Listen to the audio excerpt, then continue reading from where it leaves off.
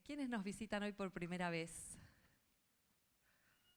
Buenísimo. ¿El resto? Ya varias veces este año. ¿Quiénes son estudiantes del profesorado? Buenísimo. ¿Inicial? ¿Primaria? Primaria siempre como que gana, ¿no? ¿Secundaria? Buenísimo. Modalidad especial, personas con discapacidad, acá los compañeros por allá. Bueno, muy bienvenidos por allá. Bueno, queremos iniciar hoy, vamos a trabajar sobre el desafío del docente como educador ambiental y también en una propuesta del Ministerio de Ambiente, programa Escuelas Sustentables. No queremos dejar de hacer presente hoy y expresar que acompañamos con profundo dolor el acontecimiento trágico de la Escuela Primaria 49. Bueno.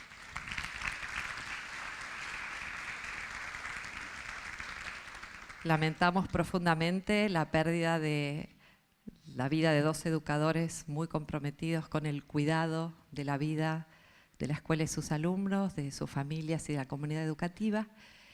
Y sabemos que la educación ambiental lo que propone justamente, y por eso hoy estamos acá, es el reconocimiento de las problemáticas y buscar, como proponemos si estamos acá, espacios de encuentro, de diálogo, de debate, disidencia y superación de las diferencias para poder superar las dificultades y avanzar. Creemos que hoy reforzamos el compromiso en honor a ellos y a esa comunidad educativa y a todas nuestras comunidades educativas en el cuidado de la vida. Es nuestro compromiso en el cuidado de la vida, de la biodiversidad. Creemos profundamente en la potencialidad de la educación y de la educación ambiental. Entonces, renovando el compromiso hoy, honrando a todos los que somos y los que fueron en el cuidado de la vida. Entonces, en ese espíritu también vamos a comenzar hoy la tarea. Nos van a acompañar en esto de encontrar espacios de encuentro también. Hemos invitado a las personas que nos acompañan, a todos los docentes desde organismos, funciones públicas. Entonces, están con nosotros Silvana Paludi, que es ex supervisora, si la recuerdan, jefa distrital de otros años, y está en este momento en funciones en Dirección Superior de Provincia de Buenos Aires. Ángela Han, se pronuncia, que es coordinadora del CIE, de los equipos técnicos regionales. En algún momento de la mañana se va a estar acercando la inspectora jefe distrital Patricia Freud, también la directora general de Educación Diana Jacuzzi y posiblemente algunos supervisores que están acompañando a algunas de las escuelas de Escobar con las que estamos trabajando más cerquita los proyectos este año. Entonces también nos parecía interesante que hoy justo trabajar el rol docente como educador ambiental y el programa de Escuelas Sustentables, que estén presentes aquellos que nos acompañan de la función pública, que entonces entre todos, esto es la gestión asociada de los diversos actores por la educación ambiental. Bien, le paso a Lore. Hola, buen día, ¿qué tal? Bienvenidas y bienvenidos a todos. Como decía María Laura, les agradecemos que estén hoy acá presentes, una semana tan triste. Y para hacer un recordatorio, para poder ir haciendo como un hilo conductor de las capacitaciones que estuvimos viviendo y compartiendo en este ciclo, esta es la cuarta. En la primera estuvimos trabajando sobre la educación ambiental y la participación juvenil. No sé si se acuerdan, ¿quiénes estuvieron presentes? Muy bien, que estuvimos con Guillermo Prioto y con el Instituto Shingudal. La segunda y la tercera capacitación nos enfocamos muy fuertemente en el diseño de proyectos ambientales. En la primera, en el que cómo se diseña un proyecto ambiental en todas sus etapas, y en la segunda parte, conociendo proyectos de escuelas de Escobar que están diseñando e implementando proyectos, ¿no?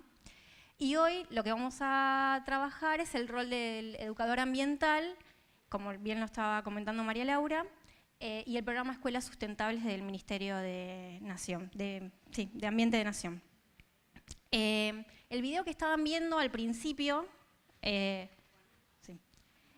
que lo estaban viendo sin sonido, ahora lo vamos a ver con sonido, forma parte del programa de conservación del Ciervo de los Pantanos que tiene la Fundación.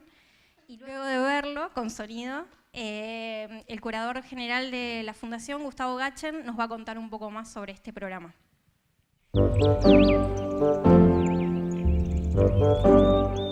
Valiente y Yací son dos ciervitos de los pantanos que llegaron a Fundación Temayquén siendo crías, eran dos bebés. Yací apareció en condiciones típicas de lo que está ocurriendo ahora, en una inundación, una persona que llama, un animal que pasa 2 días adentro del agua, que se lo encuentra con una hipotermia a punto de morir. Cuando Valiente llegó, la verdad que nos encontramos con un panorama bastante alarmante porque era muy chiquitito y tenía una fractura complicada en la pata y una luxación de cadera. Entonces había que hacer una intervención quirúrgica, era la única alternativa para tratar de que pudiera quedar en condiciones esa pata para poder caminar y sobrevivir en la naturaleza. Valiente creo que lo pusieron por todo lo que tuvo que atravesar y tenés que ser muy valiente para poder salir de lo que salió este ciervo.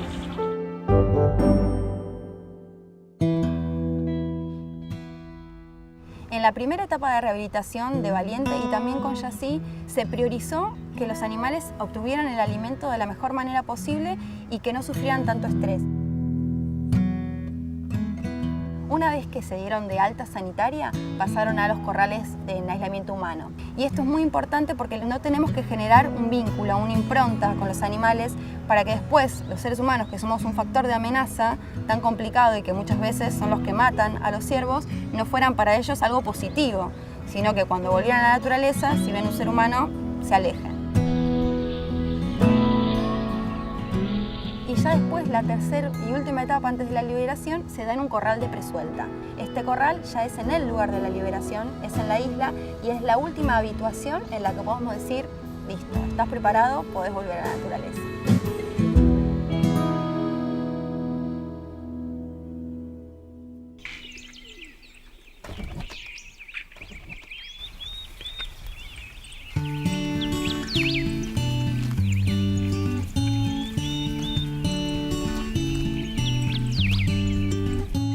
Hoy, Yací y Valiente están nuevamente en el delta.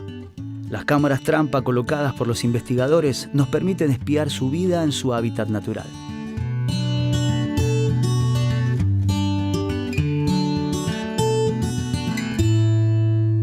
Vos también podés ser protagonista de esta historia. Sumate como guardián de la naturaleza y ayudanos a salvar a otros animales en peligro, como Yací y Valiente.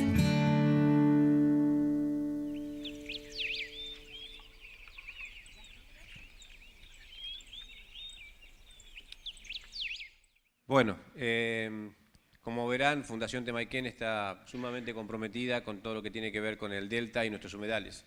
El ciervo de los pantanos es un representante de estos biomas y lamentablemente la gente no lo conoce, no sabe que existe o no sabe que está. Son muy pocos los que saben que este ciervo de gran tamaño y que es el ciervo más grande de la República Argentina vive, digamos, en nuestro patio, ¿sí?, atrás del Gran Buenos Aires, y no es conocido.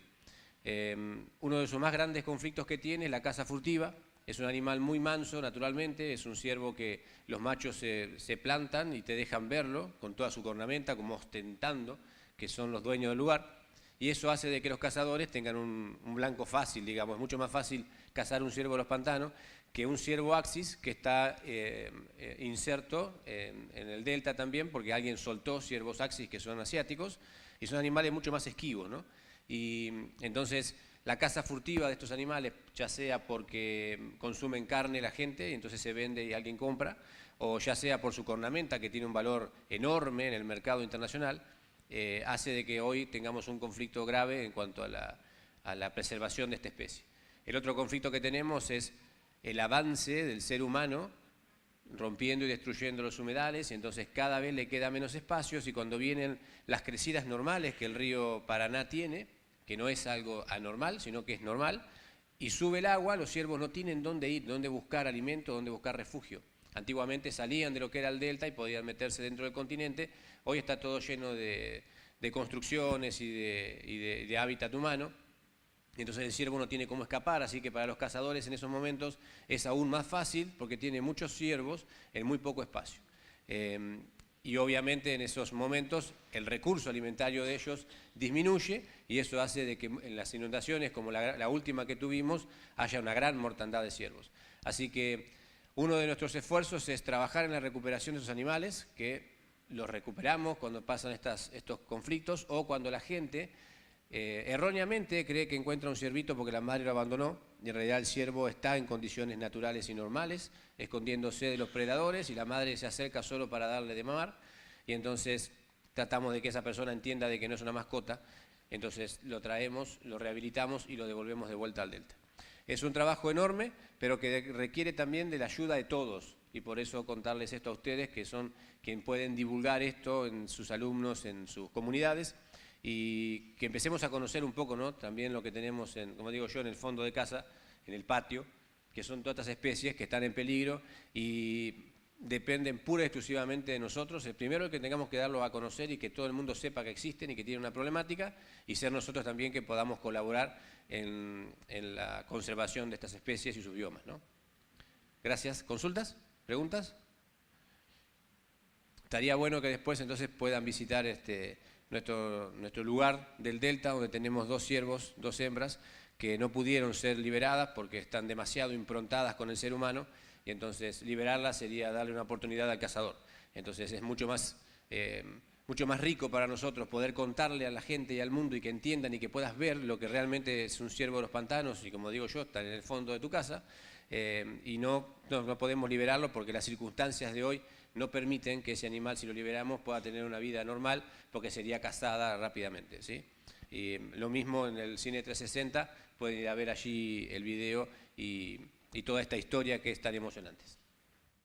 Muchas gracias, Gustavo. Primero, antes que nos olvidemos, queremos agradecer a los alumnos de la Tecnicatura en Gestión Ambiental y Salud de Escobar que están hoy presentes. ¿Quieren levantar la mano? Así, muy bien. Turi, toma nota. Bueno, ahí están, y siguen llegando, muy comprometidos. Ellos también van a ser educadores ambientales en un futuro, o quizás ya lo están siendo, así que nada, muy bienvenidos. Para ir ya empezando con la capacitación propiamente dicha, queremos pedirles que si se sacan fotos y las suben a las redes sociales, nos mencionen, ya sea en Facebook, en Instagram o en Twitter. Nuestra página de Facebook es Comunidad Activa, nuestra página de internet es edufundaciontemaiken.org, y ahí está el mail donde pueden contactarnos si necesitan más información o demás. Queríamos decirle también que lo que les pasamos recién, qué hacer cuando cuando ven un ciervo, no se veía muy bien, así que lo que vamos a hacer es mandárselos por mail esa imagen para que la puedan tener presente. Bueno, y ahora los dejamos con Guillermo Prioto para su presentación. Bienvenido, Guillermo. Muchas gracias. Gracias, Lore. Buenos días a todas, todos. Un gusto estar de vuelta acá. Tuve la oportunidad de participar en el primer encuentro, que sé que algunos de ustedes no han estado, que recién se están sumando hoy. Así que tal vez en alguna de las intervenciones del desarrollo que voy a hacer se repetirán en parte de lo que fue la primera presentación, para poder enganchar a todos en lo que tiene que ver con una secuencia de contenidos que nos lleva a plantearnos una pregunta bien inquietante, ¿no? Por lo menos para los que venimos ya en esta trayectoria de hace mucho tiempo. ¿Qué bicho es un educador ambiental? ¿Qué es un educador ambiental? ¿Se puede identificar? ¿Tiene rasgos propios que los diferencia de otros educadores? ¿Qué atributo está en lo ambiental para decir que un educador tiene cualidades especiales distintas a un educador de otro tipo, ¿no? Y de verdad le tengo que contar un poco la historia de esta reflexión, que vino de la mano de un desafío que fue escribir un programa de especialización de nivel de posgrado en educación ambiental. En su momento iba a ser de la Universidad Nacional de La Matanza, al final no salió como programa, pero sí fue bueno el ejercicio de no solo escribir ese programa que sigue estando ahí en carpeta y que debería estar incluido en lo que es la formación de posgrado en educación ambiental, que no existe esa oferta formativa en nuestro país. Concretamente no hay ninguna universidad que tenga una carrera de posgrado en educación ambiental, cosa que hay que anotar y que llama mucho la atención, porque ese nicho no está siendo ocupado y profesionalizado, porque plantearlo a nivel de posgrado nos daría la oportunidad de avanzar en lo que es investigación en el campo de la educación ambiental. Entonces ahí estamos como en déficit. Y en el armado de ese plan de estudio, quien me lo había pedido me dice, pero ¿qué bicho es un educador ambiental? ¿Qué es lo que querés poner con los contenidos? Es un economista esta persona. Entonces, ese diálogo en el que hicimos un esfuerzo mutuo para ponernos de acuerdo, implicó en el desarrollo del perfil profesional empezar a pensar qué es un educador ambiental. Y tengo el enorme gusto, y agradezco la oportunidad que Temaiken me da de hacer esta presentación, que es un inédito. Es decir, es algo que no he presentado nunca antes, nunca me he dedicado a desarrollarlo como una presentación de estas características, y que espero sea de alguna manera un diálogo, un intercambio de cómo cada uno de nosotros nos estamos sintiendo cuando decimos hacer educación ambiental. Entonces nos vamos a tomar 5 minutitos, cada uno hace un ejercicio de introspección, se mete hacia adentro y piensa cuál es su rol, su función, cuáles son sus rasgos de identidad para decir soy educador ambiental. Toman alguna nota y va a salir luego en el intercambio que hagamos. 5 minutitos, muy sencillo. Pensémonos a ver cuáles son nuestras cualidades, nuestros atributos, nuestras características reales o potenciales para decir soy un educador ambiental. Ahí está la consigna.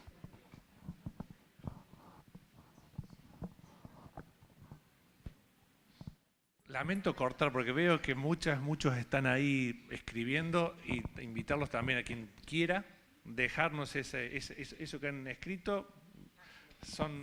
Bueno. ¿Alguien que quiera compartir qué es lo que, cómo se piensa como educador ambiental? ¿Quién se anima? Actuar en consecuencia, decirlo.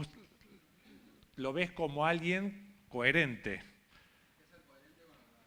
Una correspondencia entre lo que cree, ¿no?, sus valores, con sus actos. Después, una cosita más para avanzar será qué valores y qué actos. ¿Sí? Claro, tenés que ser consecuente de tus actos. Bien. ¿Sos docente? No, ¿estás estudiando la gestión ambiental, la tecnicatura? Bien. Ustedes van a enganchar bien en la segunda parte, porque ahí nos vamos a meter en gestión ambiental escolar. O sea, estamos pensando esta instancia de capacitación como en 2 niveles. El uno mismo, yo educador, y la institución educativa, ¿no? Y el rol dentro de esa institución educativa, cómo logramos esa coherencia, esa correspondencia entre unos y otros. ¿Qué más?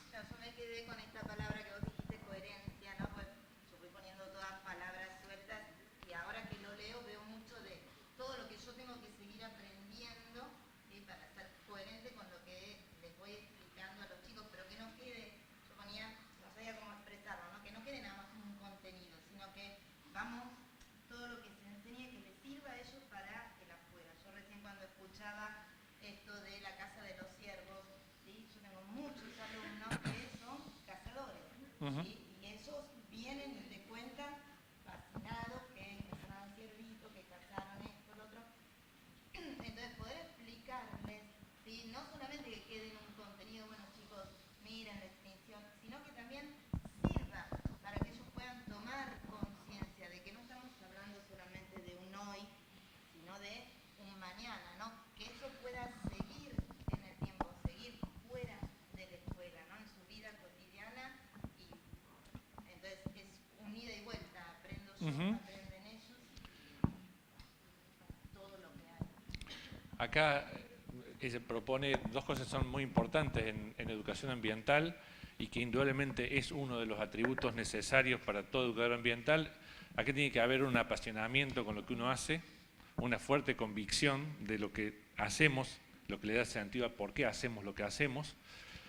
La formación es necesaria y permanente porque inevitablemente los temas son amplios, complejos, se diversifican, como me gusta plantear la cuestión del ambiente como un concepto que nos genera una incomodidad epistemológica porque nunca lo terminamos de asir. Nunca uno puede decir, esto es el ambiente, lo circunscribo, lo defino, listo, ya está. Entonces, dentro de ese marco actúo. Y la verdad es que es un concepto difuso que se nos escapa permanentemente porque tendemos a desarrollar un pensamiento siempre relacional. Entonces, los niveles de complejidad siempre son crecientes. Y en eso hay un desafío de formación permanente. Y agrega también la compañera que es un proceso de educación para toda la vida y que trascienda el contenido meramente escolar, sino que va más allá. Y en el más allá es un proceso que debe continuar a lo largo de toda la vida. Bien, vamos dibujando entonces un educador ambiental. ¿Qué más han propuesto? Sí.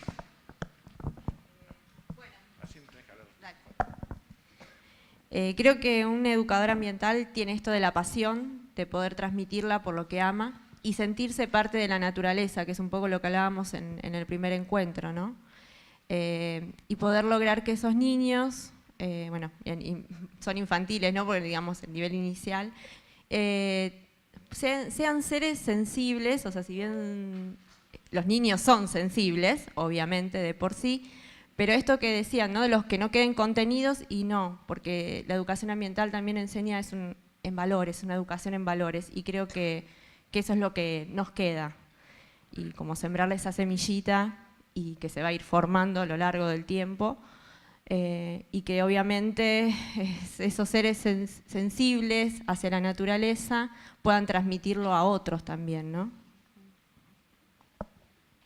Pasión y construir la noción de ser parte de, muy, muy importante en el rol y en la función del educador ambiental. Construir esos vínculos. Sí. Bueno, nosotros abordamos el tema de la conciencia ambiental y del cuidado del medio ambiente dentro de la educación física y el taller de vida en la naturaleza en la institución. Igual me parece que una de las características del educador ambiental sería poder crear contenidos o crear esta cuestión de querer saber y hacer como un eje transversal con todas, ¿no? las asignaturas y con todas las materias que hay dentro de la institución. Me parece que es súper importante estar constantemente tratando de educar ambientalmente dentro de todos los contenidos que hay dentro de una institución, ya sea los que tienen que ver con la naturaleza y los que no. Me parece que por ahí es el camino. Entonces acá tenemos, uno, que los profesores de educación física muchas veces son educadores ambientales por esta impronta que tienen de vida en la naturaleza, que hay que transformarla muchas veces porque son prácticas meramente de subsistencia y de relación de uso con la naturaleza para tener otro tipo de vínculos en lo que esos espacios son de una gran oportunidad. Y que lamentablemente tenemos que decir que dentro de las escuelas cada vez más se sale menos.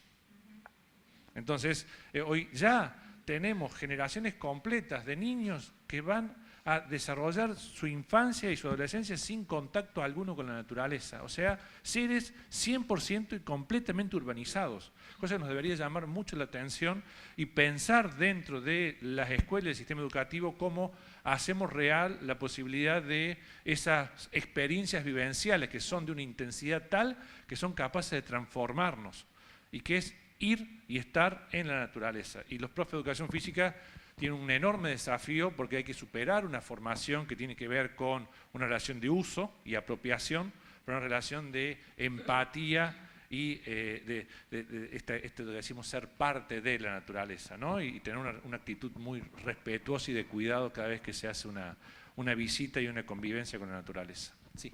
Buen día. Mariana, de tercer año de educación primaria. Yo puse algunas características para educador ambiental, como que es una persona activa, cuida su lugar y a la vez el de otros, pero que quizás no hace falta hacer grandes cosas para poder ser un educador ambiental. Podemos hacer cosas muy pequeñas que podemos transmitirle a nuestros alumnos y ellos a la vez a las personas con las que los rodean para que ellos también puedan llegar a ser educadores ambientales. Así que me parece que todos podemos participar en esto y no específicamente el hecho de ser docente significa que vas a ser un educador ambiental. Bueno, cómo se van agregando, ¿no? Capas, muy interesante. Uno podría decir que de alguna manera todos podemos ser educadores ambientales. De alguna manera, a través de nuestro ejemplo y nuestra coherencia, transmitimos determinados valores. En eso hace falta indudablemente una instancia de formación, porque hay que crearlos esos valores. Esos valores muchas veces chocan de frente con la civilización y la cultura de la cual somos parte. Nos lleva a una educación ambiental también no formal, una educación ambiental que va más allá del ámbito escolar, ¿sí? Es también una de nuestras tareas. ¿Y qué es para la acción? Indudablemente no cabe duda, es una definición básica. La educación ambiental es una educación para la acción. Supone siempre algún nivel de transformación y de cambio. Por eso nunca vamos a estar satisfechos con dar la clase ejemplar. Bueno, el ambiente es tal cosa, los problemas ambientales son tal otra, entonces damos una excelente clase en la que transmitimos qué es un problema ambiental y de ahí inferimos que algún cambio va a suceder. Si hacemos esa experiencia, seguramente nos vamos a quedar con una sensación de insatisfacción muy fuerte, porque los mismos chicos nos van a decir, y profe, ¿qué hacemos con esto? O sea, entiende el cambio climático, ¿y qué es lo que podemos hacer? En el qué podemos hacer es la acción, y la acción es necesariamente transformadora, ¿sí? Luego de superado el ámbito de comodidad y de seguridad que los humanos hemos podido construir como artificio en el cual todos nos movemos, debemos dar un tercer paso.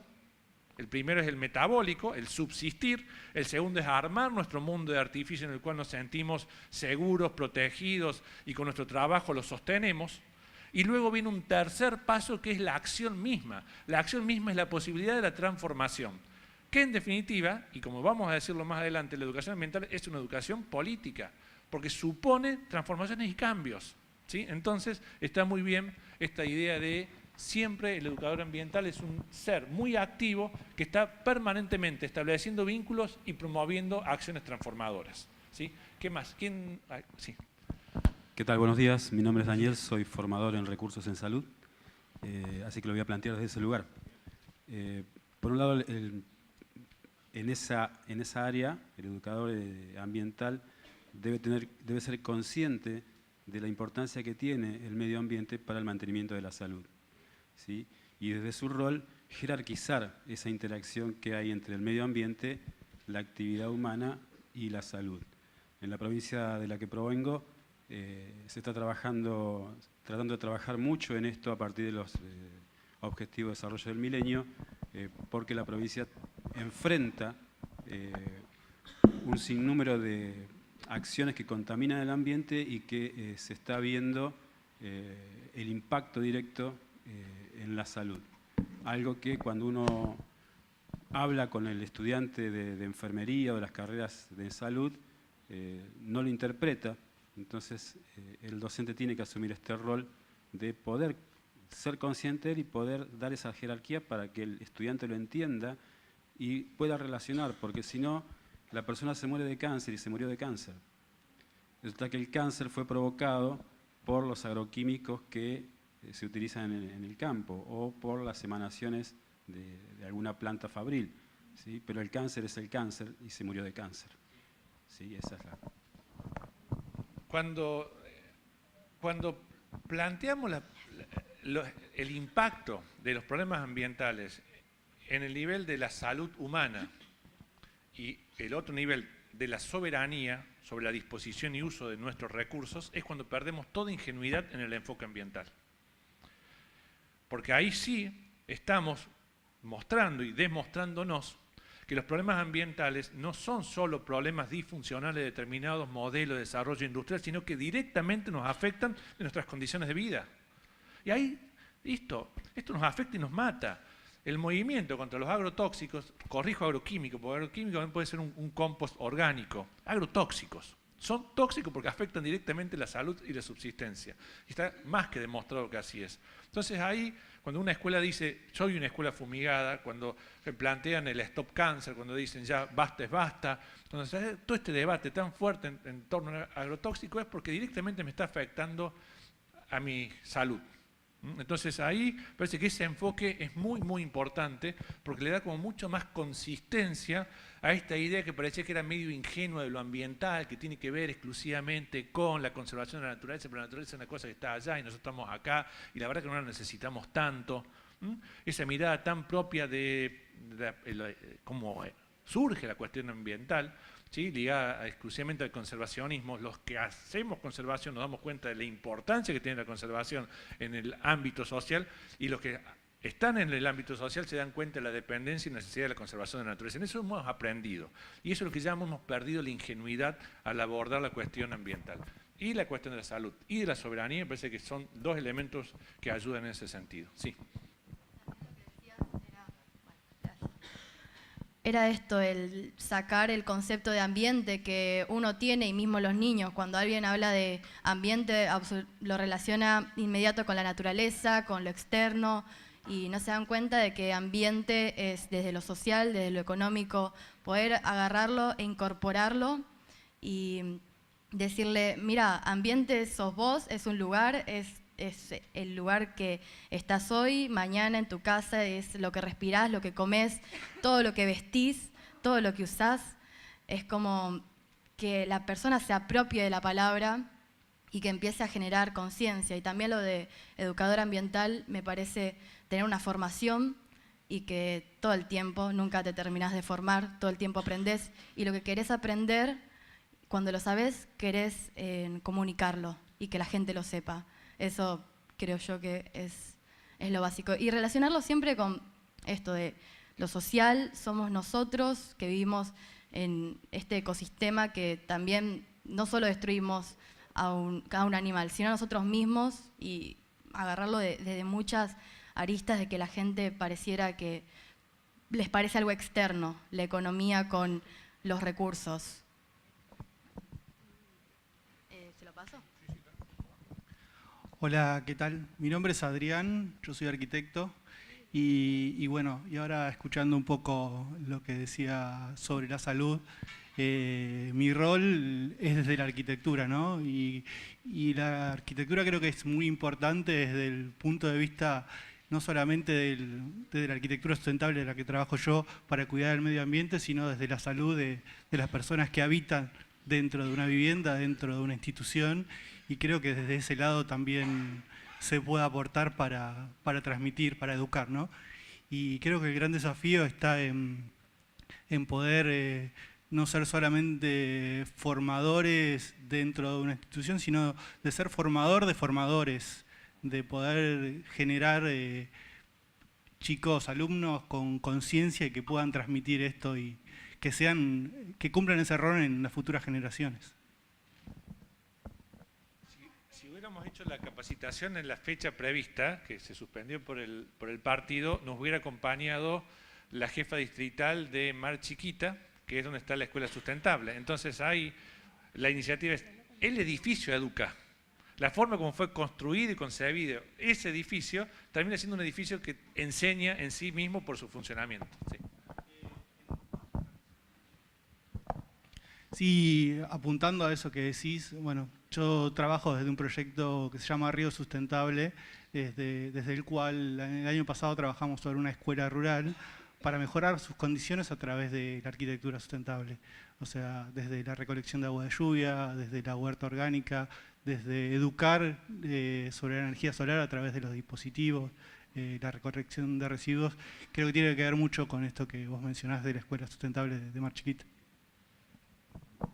Hablamos de vuelta de coherencia, volvemos a ese punto, y tiene que haber una coherencia, una correspondencia entre cómo se gestiona ambientalmente una institución, en este caso educativa, con las prácticas de educación, que es lo que vamos a ver en la segunda parte como escuela sustentable. ¿Alguien más? Bueno, vamos. Bueno, qué lindo que está esto, ¿eh? Buenos días, mi nombre es Marcela. Yo trabajo en una escuela de educación especial y considero que la naturaleza es una fuente educadora para todos los niños y para todas las personas. Los chicos en la escuela ya me reconocen como la seño de los bichos o la seño de la naturaleza, porque yo no mato ni una cucaracha ni un mosquito. Entonces, si aparece una araña, me llaman a mí para que la saque, o si entró un gorrión al aula, voy ahí. Entonces, yo creo que uno, obviamente que ya la filosofía de vida me acompaña desde chiquita y uno lo va trasladando a todos los lugares donde trabajamos y estamos, pero yo siempre les digo a los chicos que todos tenemos un lugar en el mundo y la mejor forma de relacionarnos es saber acerca de la vida de ese otro, ya sea animal, persona, el sol que entra al aula, la lluvia. Entonces, ser parte del mundo implica involucrarnos, saber del otro y solo así vamos a poder transformar el lugar donde vivimos. Todo un desafío. La radicalidad del biocentrismo es muy fácil de enunciar, es muy difícil de practicar. Y en eso, admirable esta decisión de vida de respeto la vida del otro en tanto legítimo otro, cualquiera sea. Toda una concepción que merece el máximo de los respetos, que habría que, habría mucho para discutir sobre eso, muchísimo para discutir, ¿sí? Pero bueno, no es el lugar, no nos va a dar el tiempo para hacerlo. Sí. Hola, mi nombre es Natalia. Yo creo que trabajo en una escuela primaria de contexto rural.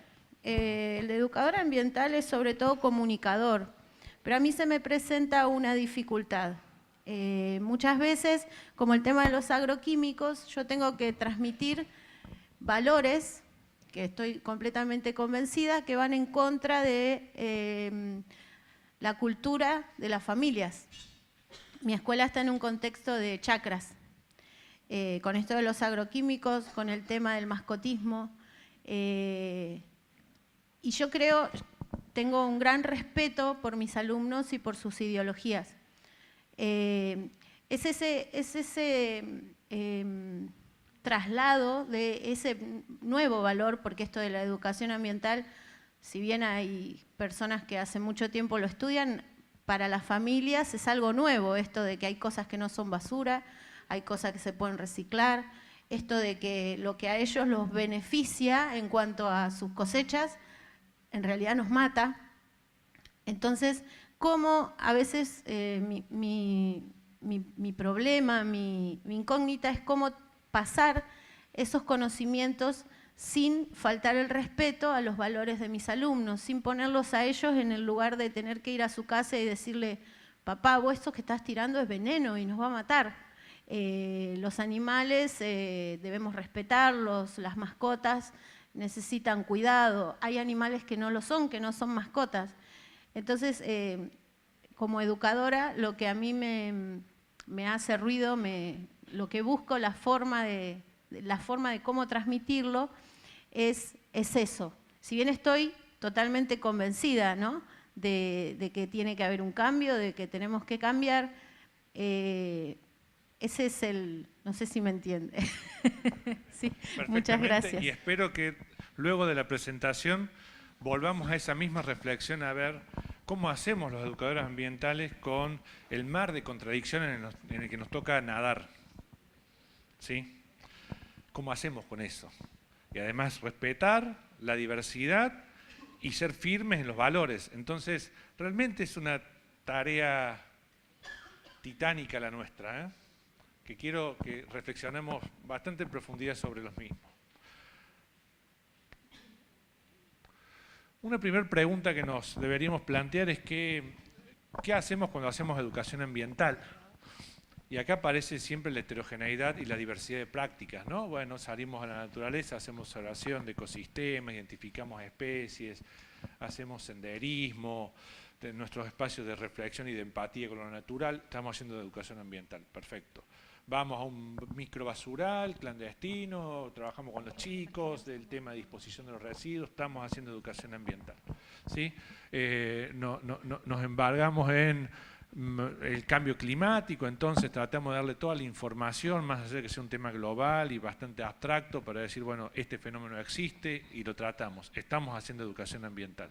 Entonces, un primer rasgo propio de la educación ambiental y por lo tanto de los educadores ambientales es que hay múltiples posibilidades de prácticas cuando hacemos educación ambiental, como también los escenarios pueden ser muy distintos. Pero vale que nos planteemos esta pregunta y que nos quede dando vuelta de qué estamos haciendo cuando hacemos lo que hacemos. No lo demos por hecho, no lo demos por decir es una inercia porque es lo que estoy habituado a hacer, sino en algún momento volver a la pregunta ¿por qué hago lo que hago? ¿Sí? La otra es ¿qué enseñamos cuando enseñamos ambiente? Uno podría plantearse la pregunta de ¿por qué es distinta la educación ambiental a otras educaciones? ¿O qué tiene de particular la educación ambiental con respecto a otras educaciones? Porque si estaremos hablando de educaciones secas, no habría debate, estamos hablando de educación. Pero justamente le agregamos el ambiental a la educación. Por lo tanto, es esperable que lo ambiental tenga alguna serie de características y atributos que hacen de esa práctica educativa algo que la distingue de otras. ¿Sí? Y Sauvé lo plantea en un... Lo sigo usando esto, digo, la potencialidad de la simpleza, ¿no? Esta representación tan fácil de entender nos muestra cuál es de alguna manera, entre comillas, el objeto de estudio de la educación ambiental o el campo de estudio de la educación ambiental. Uno puede decir, bueno, nos situamos en el uno mismo, en la cuestión de la identidad, del cuidado de la salud, del cuidado de sí mismo, como tanto se trabaja en el nivel inicial y en el primer ciclo de la primaria. Puede decir, bueno, pero si el concepto de ambiente es un concepto holístico, sistémico, en donde está todo incluido, porque ¿qué es lo que no sería ambiente? Uno podría inferir que toda práctica entonces es ambiental y que toda acción educativa es educación ambiental. La respuesta es no. No necesariamente todo es educación ambiental porque estamos ante ese concepto holístico. Si estamos enfocados exclusivamente en el uno mismo, estamos ahí, pero no podemos considerar que esa sea en sí una práctica de educación ambiental. En el otro nivel, en el de los otros, ahí hay muchísimas prácticas que tienen que ver con la educación para la democracia, la educación para la paz, la educación cooperativa, el tema de los valores tan fuertemente arraigados dentro de las escuelas, es la forma como nos relacionamos con el otro humano en tanto humano, ¿sí? Y ahí nadie duda de cuáles son los valores eminentemente sociales con los cuales debemos educar y comportarnos. Entonces está bien vista la solidaridad, está bien vista la cooperación, está bien visto el ayudar, ¿sí? El comprometerse, todos esos valores que son tan importantes para lo que es la cohesión social. Que abro un paréntesis, esos valores sociales no se corresponden con los valores del funcionamiento de la economía. La economía funciona con el individualismo, con la competencia, con el crecimiento, con el llegar rápido. Y está legitimado que la economía funciona con esos valores. Ahora, socialmente los valores son otros y educamos socialmente para que los valores sean otros. Por lo tanto, lo que hay que hacer es repensar la economía y someterla a los valores que son propios de la sociedad, en donde uno pone por sobre los demás la cooperación, la solidaridad, el altruismo, ¿sí? El estar con el otro y respetando siempre las diversidades. Pero ahí tampoco estaríamos haciendo necesariamente educación ambiental. ¿Cuándo entra la educación ambiental? Cuando nuestro enfoque incluye el oikos, la casa común, el lugar de vida, de pertenencia y de identidad. Y por eso que en este esquema, o sea, el mayor nivel de complejidad, en esta representación tan sencilla, lo que especialmente cuenta son esas flechas que van y vienen. ¿Por qué? Porque no hay uno mismo sin sociedad y el agregado que viene a plantear la cuestión ambiental es que no hay sociedad sin casa. Y que por lo tanto esa casa hay que cuidarla. Parecería tan elemental que realmente vamos a dedicar nuestro tiempo y nuestra inteligencia para mostrar semejante evidencia. Y sí, porque parecería que esa casa es vasta, es infinita, se cuida sola, va a seguir estando, la necesitamos pero más o menos. Entonces ahí sí hay una tarea muy importante del educador ambiental que tiene que ver con trabajar en esas flechas que van y vienen y que va a ser un rasgo de identidad del educador ambiental. Siempre vamos a buscar la interacción, integrar, juntar, relacionar. ¿Por qué? Porque hagamos lo que hagamos, siempre vamos a terminar en ese nivel de mayor complejidad que es la casa común, el oikos, el ambiente. Y eso nos da la posibilidad de algo muy importante dentro del sistema educativo, que es resignificar los contenidos curriculares desde una perspectiva ambiental. Lo que estamos haciendo es los recortes arbitrarios que necesariamente tenemos que hacer para enseñar nuestros contenidos curriculares, que es nuestro contrato de trabajo, lo que tenemos que hacer dentro de la escuela, lo resignificamos estableciendo relaciones entre esos contenidos parciales con una visión más holística e integradora. Lo que estamos diciendo a los chicos, si vamos a aprender de célula, la célula es un recorte arbitrario de un sistema muy complejo que pertenece a un contexto de mayor complejidad. Lo que vamos a estar siempre insistiendo es que, en definitiva, lo que ocurre es que nada existe de forma aislada, que nada es en sí mismo, que de lo que se trata, en definitiva, son de sistemas dentro de sistemas de mayor complejidad. Y en esos sistemas dentro de sistemas terminamos necesariamente en el de mayor complejidad, que es la Tierra, el planeta, el oikos, la casa, como queramos llamarlo. Las preguntas sobre las que vamos a trabajar en esta primera parte de la mañana es: ¿por qué el educador ambiental? ¿Cuál es el rol y la función? ¿Para qué un educador, una educadora ambiental? ¿Por qué? Rol y función. El para qué sobre el sentido. ¿Y qué educador ambiental? O sea, ¿cuáles serían los atributos, los rasgos de identidad que caracterizan a un educador ambiental? Nos vamos a preguntar sobre el perfil, el rol, ¿sí? Los enfoques. Este PowerPoint creo que luego lo van a tener todos, así que ¿sí? Bueno, en el ¿por qué un educador ambiental? La respuesta que encuentro es algo tan sencillo como porque los problemas ambientales existen. La cuestión ambiental, como emerge, está inevitablemente relacionada con las denuncias de las organizaciones de la sociedad civil, los movimientos ambientalistas, los movimientos ecologistas, los movimientos pacifistas. Se suma la segunda ola del feminismo allá por los 60, 70, a hacer sus aportes en el ecofeminismo. Pero lo ambiental emerge inevitablemente ligado a los problemas ambientales. O sea, porque hay problemas ambientales, entonces hay que actuar socialmente y hay que generar políticas que resuelvan estos problemas. Y en esta relación queda casi inevitablemente condicionada la educación ambiental. Entonces, generalmente, cuando hacemos educación ambiental, partimos de un problema ambiental. Que está bien, porque un problema supone la resolución y uno de la educación contribuye con dicha resolución, pero también tenemos que reconocer que el problema mismo tiene una connotación de negatividad que muchas veces inhibe las posibilidades de transformación. ¿Por qué? Porque esos problemas tienen un nivel de complejidad que va más allá de nuestras posibilidades reales de transformarlo.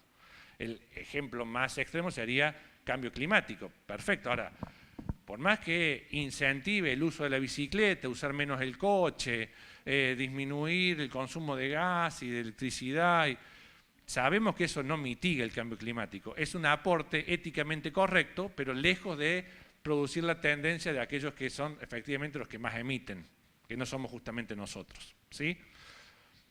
A pesar de que se escape la posibilidad de transformación, no nos exime la responsabilidad de actuar en ese sentido. Entonces, ahí habría un primer porqué. El porqué es tan sencillo como los problemas ambientales existen. Por lo tanto, los educadores ambientales debemos actuar en función de ayudar con la resolución de dichos problemas. Porque somos conscientes de que estamos usando más que lo que el planeta tiene. Por lo tanto, cuando lo medimos en función de huella ecológica, lo que estamos diciendo es, estamos viviendo a préstamo y ese préstamo nos lo están dando las generaciones que van a seguirnos. Por lo tanto, los que nos seguirán deberán estar ya condicionados y sometidos a restricciones por el uso y el abuso que nosotros hoy hacemos de los recursos que nos permiten la subsistencia. ¿Estás pensando si te salió algo así? Decinos, dale.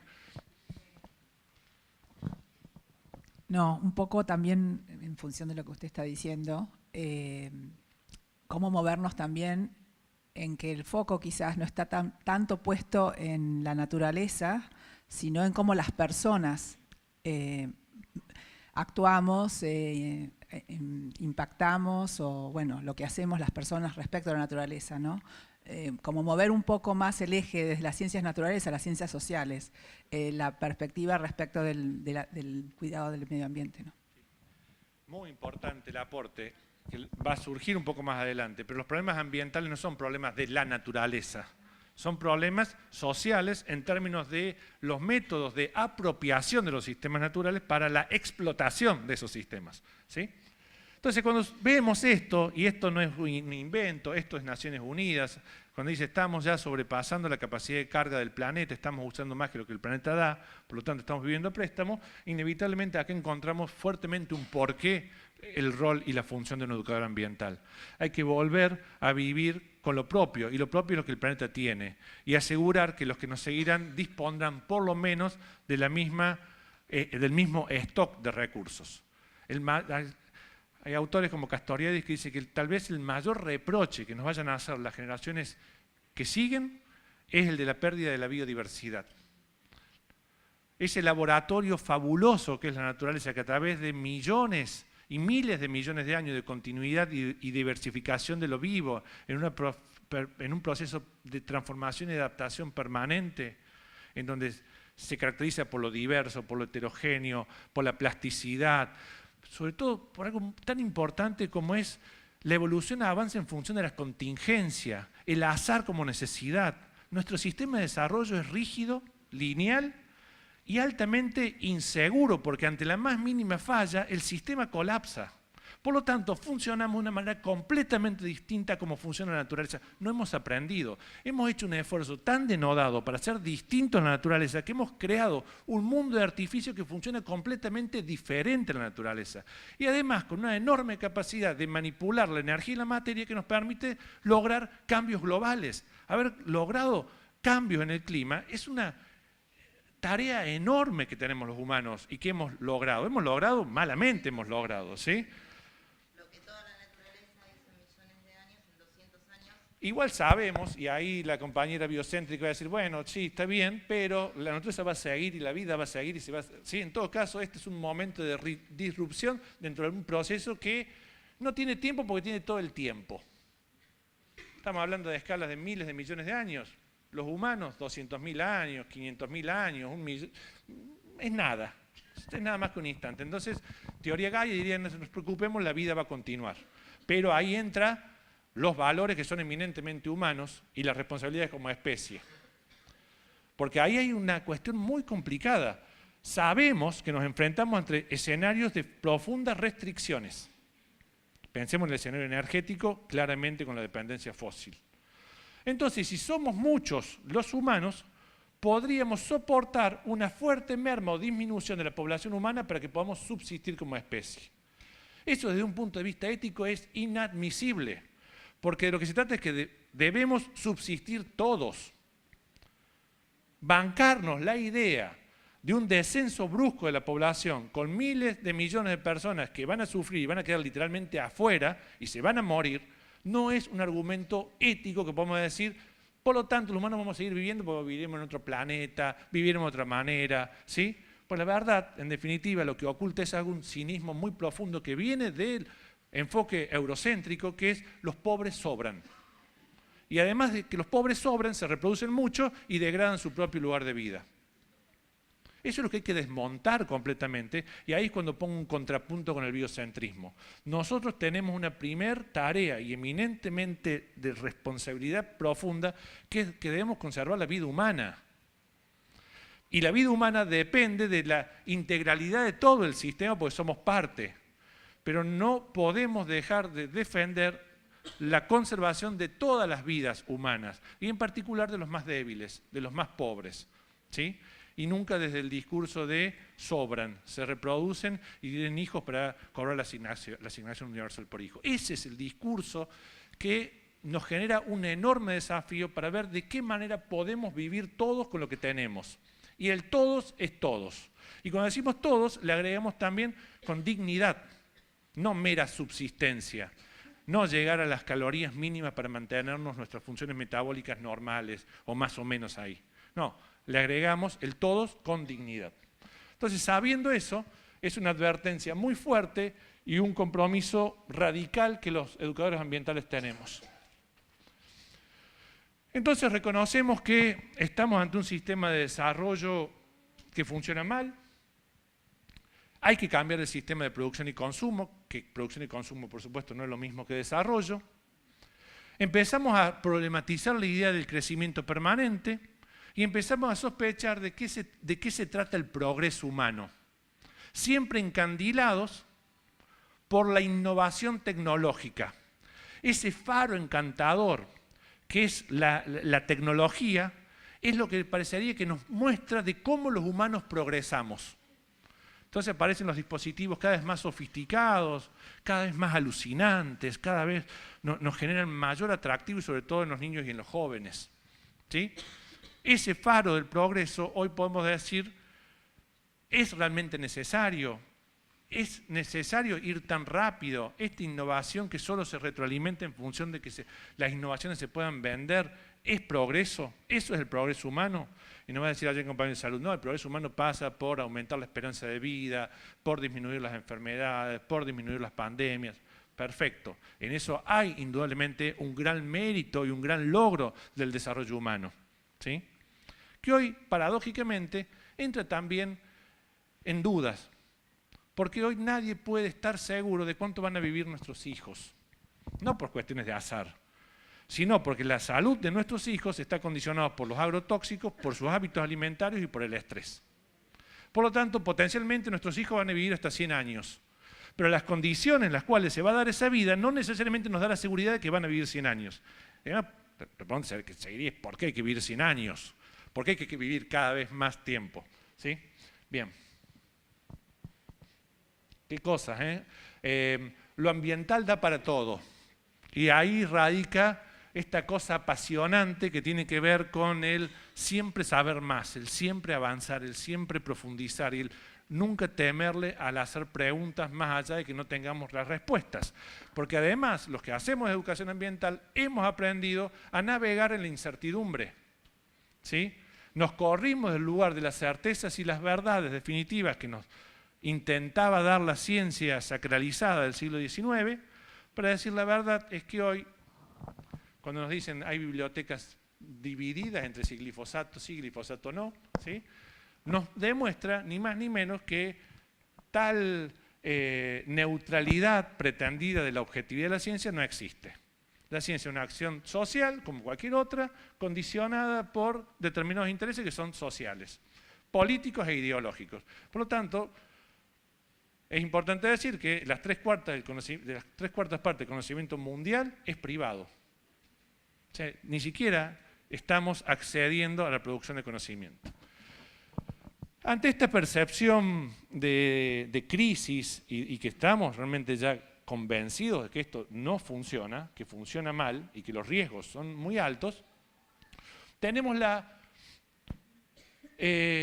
posibilidad de plantearnos cuál es nuestra respuesta adaptativa ante esta percepción de crisis. Toda crisis es dolorosa, nadie quiere atravesar una crisis. La crisis implica vidas, implica sufrimiento, implica enormes dudas. Quiero retomar el concepto de crisis como el significado etimológico que la palabra crisis tiene. Momento en el que se disipa toda duda. Esa es la crisis, esa es la profundidad de la crisis. Es el momento en el que ya está, ya pasamos y vamos hacia otra cosa. Entonces hay una potencialidad en la noción de crisis. Mientras la atravesamos, tenemos diferentes respuestas adaptativas. Una respuesta adaptativa es el pragmatismo, es lo que hay, la paso lo mejor que se pueda mientras dure. Otra es el optimismo sostenido, no se preocupe tanto porque vamos a ir encontrando la respuesta tecnológica a los problemas que nosotros mismos generamos. Acá en estas ilustraciones que es de un de un gráfico español que se llama El Roto. Dice, por si no alcanzan a leer, prohibido ver lo evidente, ¿no? Y acá dice, en cuanto hayamos terminado de crear el problema, impulsaremos la solución. Un grupo de ingenieros, ¿sí? Y eso nos va a permitir, paradójicamente, que la economía crezca. Y por eso que desde la sustentabilidad débil lo que se plantea es, no hay sustentabilidad sin fuerte inversión económica, sin innovación tecnológica, sin conocimiento. Por lo tanto, el crecimiento es una moneda innegociable para hablar de sustentabilidad. Creando problemas, también la economía crece.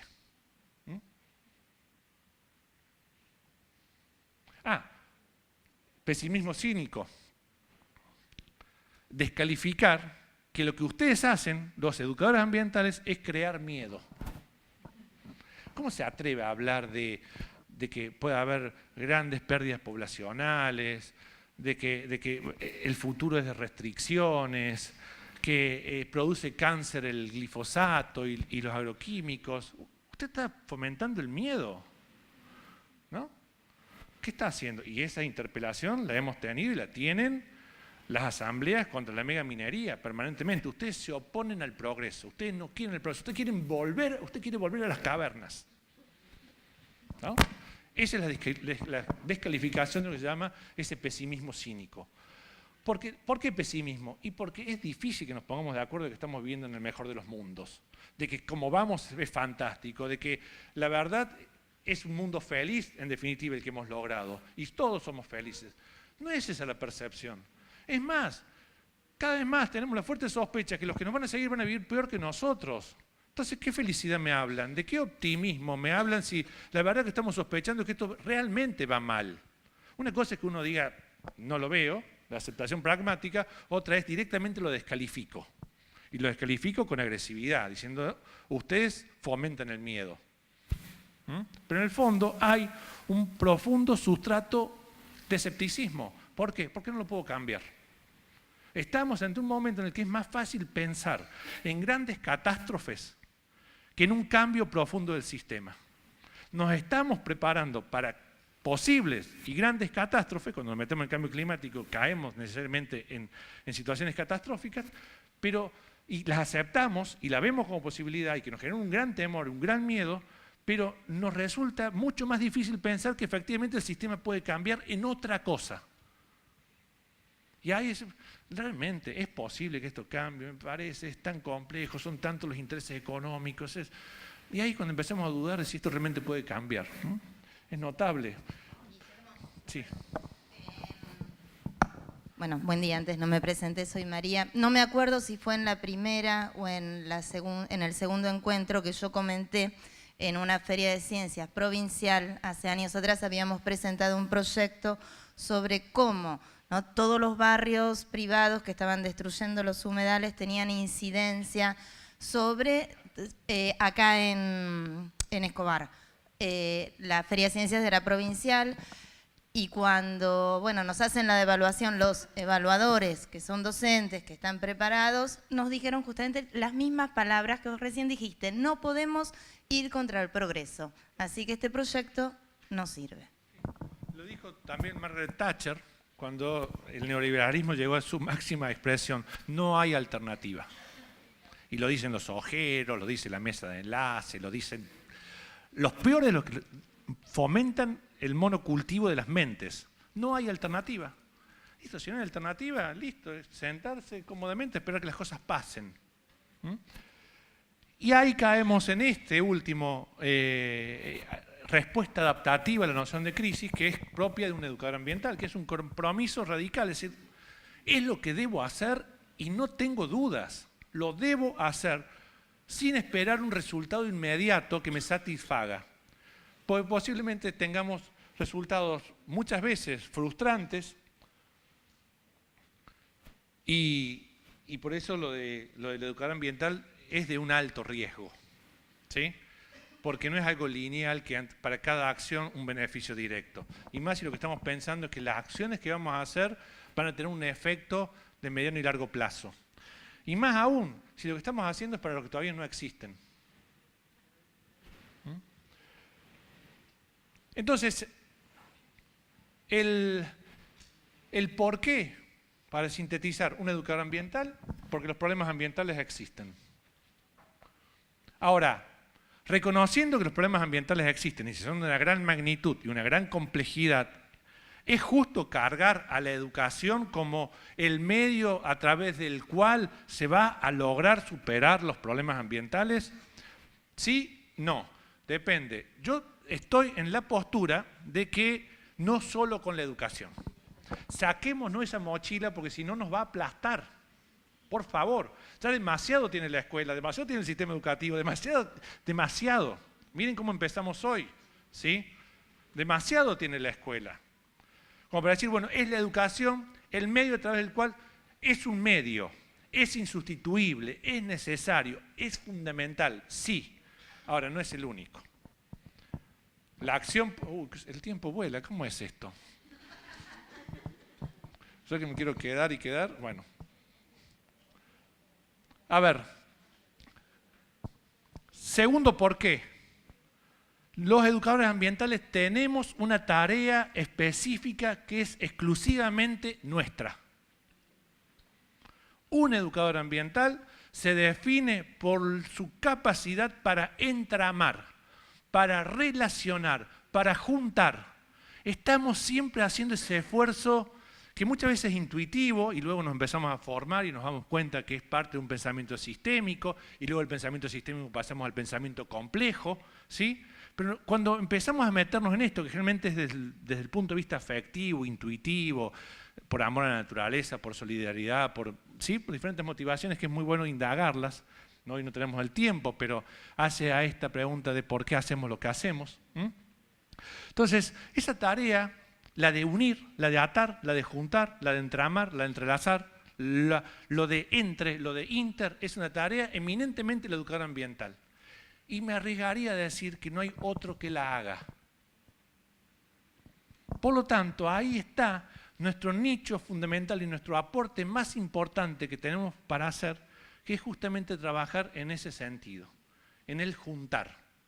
Sabemos los riesgos que esto tiene, porque tenemos que juntar cosas que son distintas, personas que son diferentes, disciplinas que son diferentes y muchas veces no encuentran los canales de diálogo entre una y otra. Pero nuestra tarea, más allá de las dificultades que tenemos, va a ser siempre la de juntar, entramar. Entonces, ahí hay una definición, el educador ambiental ata, junta, reúne, articula, siempre entrama, hasta lo que es contradictorio. Y ahí va un poco... Entonces tenemos que generar una capacidad tal, en este esfuerzo denodado por unirlo todo, que es que hasta debemos juntar lo que es contradictorio. Ustedes me dirán, ¿cómo? Y saliéndonos del principio del tercer excluido. Con una cabeza por ahí hasta un poco más oriental en la comprensión. ¿Sí? Sí.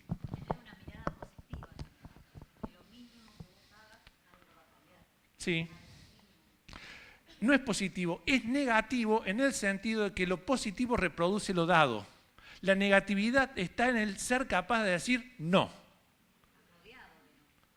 Claro, pero el no es la acción transformadora de eso que uno quiere cambiar.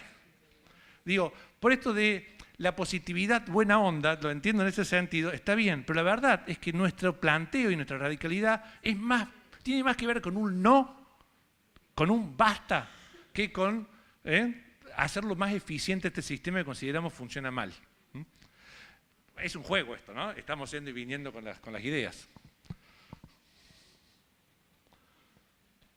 Bueno, tanto el concepto de ambiente como el concepto de sustentabilidad son conceptos jerárquicamente lo suficientemente altos para incidir en nuestra cosmovisión.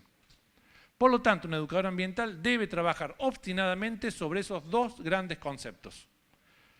Cuando hablamos de ambiente, ¿qué decimos con ambiente? Pero no es solo la conceptualización, sino el crear la noción de interacción, de trama, de lo no evidente, lo que está entre, ¿sí? Y el concepto de sustentabilidad es lo que de alguna manera nos indica el para qué y el hacia dónde. Está bien, estamos hablando de acciones transformadoras. Ahora, ¿transformación hacia dónde? ¿Qué cambios estamos promoviendo? ¿Qué es lo que queremos lograr con nuestras acciones transformadoras? Ahí empieza a aparecer el para qué, el sentido. Y el sentido de la educación ambiental es ni más ni menos que cambiar cosmovisiones. Y por cosmovisiones nos referimos al ser, estar y hacer en el mundo. Vaya pretensión la nuestra. Por eso, ya lo vamos a ver con los atributos, nos tenemos que armar para ello de una ardiente paciencia. Porque las metas que nos hemos propuesto son muy amplias, muy grandes. Bueno, hay diferentes definiciones del concepto de ambiente, no nos vamos a detener en eso. El ambiente es un sistema holístico en el cual todo está entramado e interrelacionado, ¿sí? Y esa es la tarea de un educador ambiental, es construir esa noción de ambiente como un entramado complejo en el cual está todo incluido, ¿sí? Hay un tercer porqué, y que los educadores ambientales somos estos bichos que de alguna manera somos consecuencia de una determinada época histórica. Esta época histórica, en donde se ha desacralizado la ciencia y se han desacralizado las ideologías como modelos estancos para estar posicionados en unos y en otros lugares, hoy el tiempo que vivimos tiene que ver más con un tiempo de hibridaciones, de de mixturas, ¿sí? De una libertad de pensamiento inédito. Hoy tenemos la oportunidad, todos y todas, de repensarlo todo. Cuando dicen progreso, ajá, progreso. ¿Qué progreso? ¿De qué progreso estamos hablando? Desarrollo, ajá, ¿qué desarrollo? La ciencia me dice que Barañao me dice que el glifosato en realidad si se usa bien no. Ah, sí, ¿quién es Barañao? Disculpe, ministro, pero la verdad es que no estoy de acuerdo con lo que usted dice. Es más, me parece que usted está siendo un pesimista cínico. No lo miro ya, no miro más el tiempo. Me va hostigando con los cartelitos. Bueno. ¿Sí? Entonces, debemos reconocernos que somos parte de ese tiempo, somos consecuencia de ese tiempo, y ese tiempo es un tiempo de mixturas, de hibridaciones. Somos esos bichos heterogéneos que estamos ahí en los intersticios. ¿A ver qué puse ahí? Con altos niveles de incertidumbre, ¿sí? Aprendimos a navegar en la incertidumbre, y bajo nivel de institucionalidad. Esto es importante, no hay un rol definido para el educador ambiental. No digo que deba existir, es para discutir. No existe la materia de educación ambiental, no existe el rol del educador ambiental dentro de la escuela, no existe una carrera de profesorado en educación ambiental, no existe carrera de posgrado. Por lo tanto, somos bichos incómodos porque no nos terminamos de situar en ningún lugar. Estamos ahí, siempre dándole vuelta a estas historias, pero no nos terminamos de encasillar institucionalmente en ningún lugar. Tal vez eso sea una buena oportunidad, ¿sí? Tal vez tenga también un alto riesgo. Para discutir. Esto sí, que acá queda abierto el debate, que no lo vamos a dar hoy porque es imposible. En el ¿para qué? Es hacia dónde. El sentido está en el hacia dónde. Entonces, primero vale preguntarnos acá, el educador ambiental que reflexiona, ¿por qué hacemos lo que hacemos? Siempre fue así. ¿Puede haber otra forma de ser y hacer? Lo que nos lleva a plantear horizontes deseados. Si acá tuviéramos que hacer el ejercicio de cómo nos imaginamos un mundo hacia donde querríamos ir, ¿cómo sería ese mundo? Hoy tenemos bastante ayuda, ¿no? Hoy con la Carta de la Tierra, con los ODS, bueno, tenemos ese horizonte. Pero la verdad es que podríamos hacer también el ejercicio hacia adentro, decir, ¿cómo nos gustaría que fuera el mundo? Y y preguntarlo a los niños. Claro. El para qué, más allá de las dudas y las sospechas que nos genera el concepto mismo de desarrollo sustentable, si es que el desarrollo puede ser sustentable, hay todo un debate, ¿sí? Vamos a seguir diciendo que en el para qué radica la sustentabilidad. Por lo menos desde un concepto muy elemental, que es cuidar lo dado. No usar más que lo que hay. Hacer y ser desde una economía de la austeridad y del cuidado, porque de esa manera vamos a garantizarle el acceso para los que siguen. Sostener, ¿qué es? Es mantener. ¿Sí? El tema de la sustentabilidad es que es tan ambiguo y a veces carece completamente de sentido, es que todos nos queremos sostener a donde hemos llegado y nadie está dispuesto a bajarse. Y ahí hay un problema, sí, de índole ideológico. Porque alguien que tiene y ha logrado capital de miles de millones de dólares, indudablemente se creerá que es un gran hacedor, porque tiene su fundación y su apoyo y su compromiso social, pero la verdad es que nadie estaría dispuesto a bajarse de esa condición. Ahí hay un dilema profundo que tiene que ver con una discusión en términos de distribución. ¿Sí? Es lo que se llama piso y techo de la sustentabilidad y cómo se logra una franja de convergencia, que es ni más ni menos, y esto no es ningún invento de lo ambiental, una distribución más justa y más racional y más coherente, en donde deberíamos ir hacia una serie de valores en donde la opulencia sea reconocida como una inmoralidad. Y dejar de comprar la revista Hola y cómo viven los ricos y famosos, y parecería que eso nos encanta y nos maravilla, ¿sí? Cuando en realidad lo que están haciendo es un acto inmoral, una ostentación que solo se sostiene en la medida que quedan un montón afuera. Porque no todos pueden vivir así. Y además hasta podemos decir, nosotros los educadores ambientales nos gustaría vivir así, nos gustaría tener el yate más caro, y la verdad que no, guárdeselo para un museo, como un gran invento de los que somos capaces los humanos, pero queremos vivir de otra manera, no pasa por ahí. Uy, qué largo eso, ni sé qué decía, vamos. Bueno, en lo de la sustentabilidad, miren qué lindos valores. En el ¿para qué? ¿Qué es lo que hacemos cuando hablamos de sustentabilidad? ¿O qué es lo que deberíamos hacer? Miren esto, compartir más con aquellos que tienen menos. ¿No?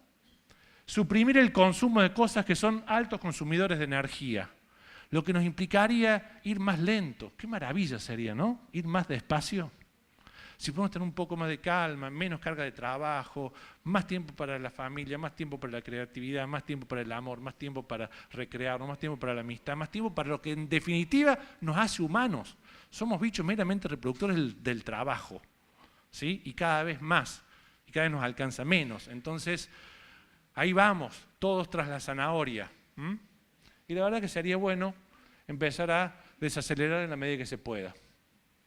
Depender menos de los artefactos y más de las fuerzas interiores y de los recursos propios.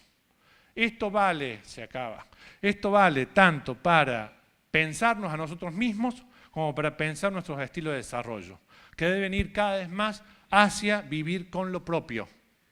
Desarrollo endógeno que se llama, ¿sí?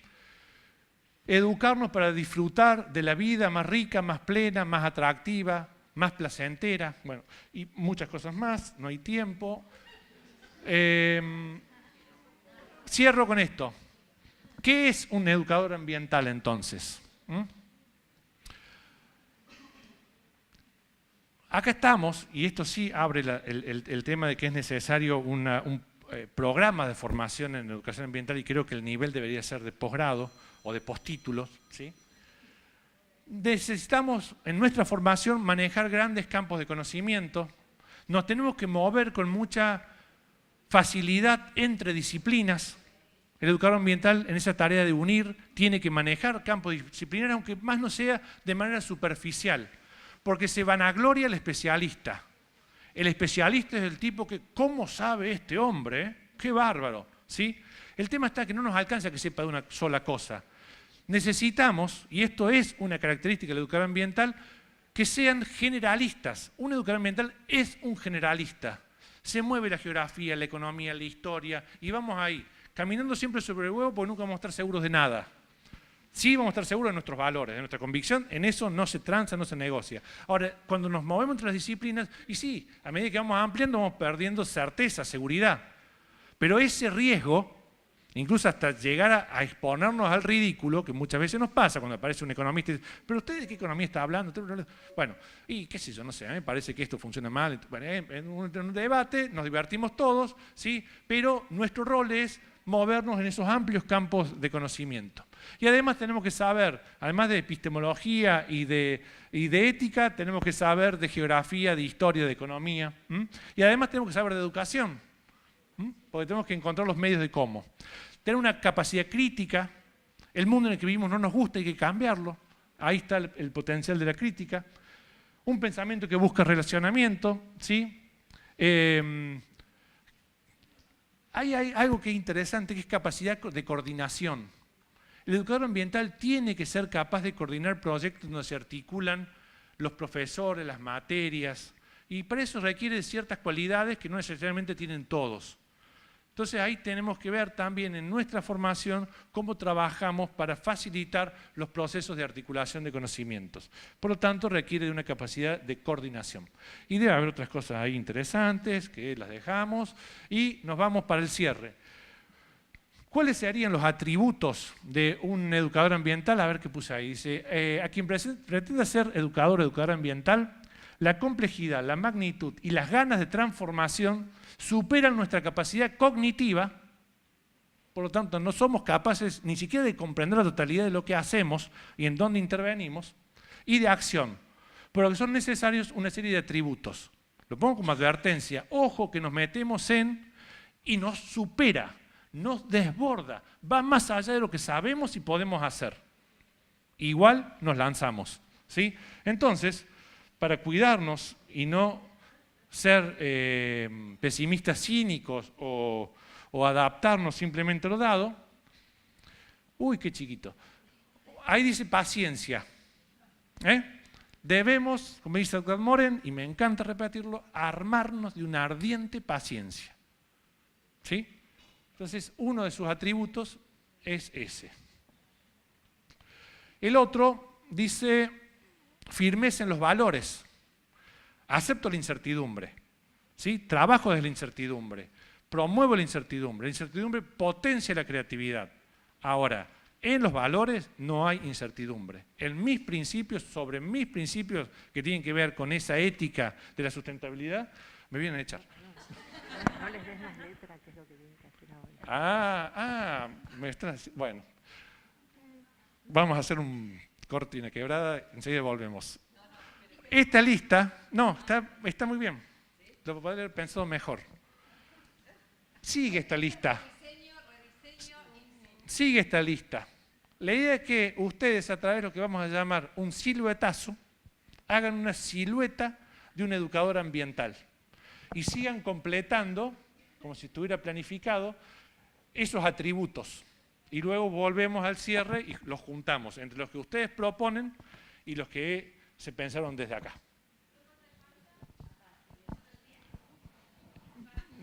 Sí, grupos de 10, ¿sí? Armen, es una silueta humana, ¿sí?